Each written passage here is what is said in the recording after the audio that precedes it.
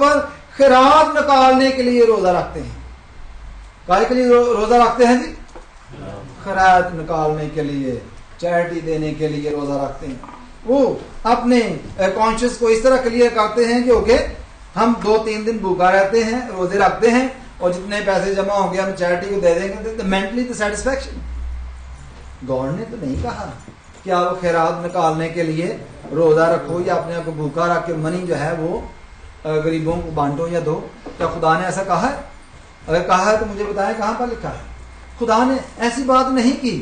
یہ بھی اختیاری طریقہ ہے. لوگ خیرات نکالنے کے لیے روزہ رکھتے ہیں اور وہ پیسے جمع کر کے چیریٹی کو دے دیتے ہیں, اور وہ سمجھتے ہیں کہ اس طرح ہم کرنے سے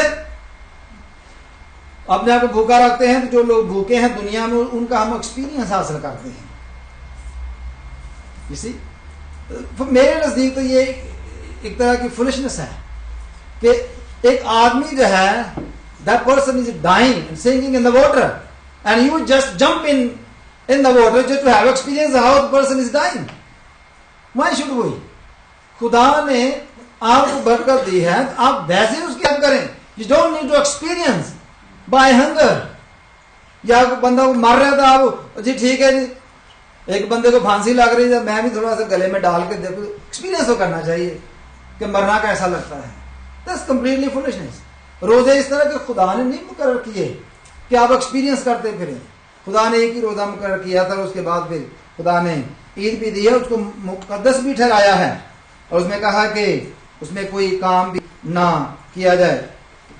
جیسا میں نے بتایا کہ ایلیا نے روزہ رکھا, کیونکہ موسیٰ نے جو 40 دن کا روزہ رکھا تھا. خروج 34 باب میں اس کا ذکر ہے, ایکسوڈس چیپٹر 34 ورس 28 میں.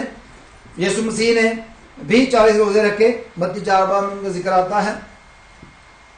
پھر روزہ کا مقصد کیا ہے؟ اپنے آپ کو ہمبل کرنا, خدا کے ساتھ رفاقت رکھنا, خدا کی حضوری میں بیٹھے رہنا.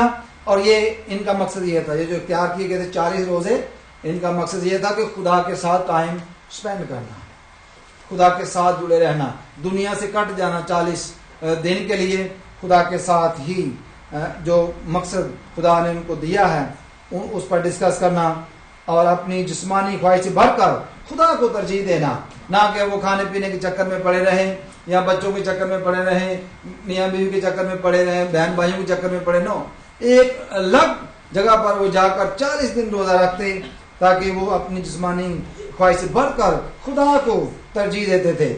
اپنے آپ کو بدلنا, وہ اپنے آپ کو بدلنے کے لیے روزہ رکھتے تھے تاکہ ہمارے اندر سے وہ ساری جو انسانی خواہشات ہیں وہ 40 دن میں روزے کے بعد جو ہیں وہ ڈیڈ ہونا شروع ہو جاتی ہیں.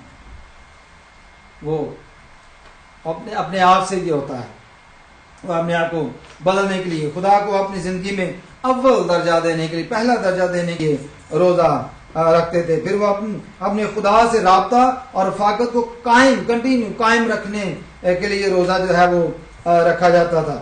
ہاللیلویا. پھر ہم دیکھتے ہیں کہ بس لوگ جو ہیں وہ اپنی بات کو طول دینے کے لیے روزہ رکھتے ہیں, یعنی وہ یہ سمجھتے ہیں کہ ہم روزہ رکھنے سے خدا کو مجبور کر سکتے ہیں. داؤد نے ٹرائی کی, کامیاب ہوا. داؤد نے ٹرائی کی تھی لیکن وہ کامیاب نہ ہوا. اس طرح بہت سارے لوگوں کی مثالیں آپ کے سامنے ہوں گی بائبل میں سے کہ جنہوں نے اس طرح کی ٹرائی کی کہ ہم روزہ رکھیں گے, نہ کچھ کھائیں گے نہ پیئیں گے, ہم اپنا مقصد حاصل کریں گے, خدا مجبور ہو جائے گا. بعض لوگوں کے ذہن میں یہ کانشیس میں یہ بات آتی ہے کہ when we do this خدا سے دیکھا نہیں جائے گا, کیونکہ وہ تو بڑا پیار کرتا ہے, وہ ہمیں بھوکا نہیں دے سکتا. there is no doubt خدا ایسا نہیں کر سکتا کہ وہ آپ کو بھوکا دے کے, لیکن وہ ایسا ضرور کر سکتا ہے کہ اگر اپنے آپ کو مار رہے ہیں آپ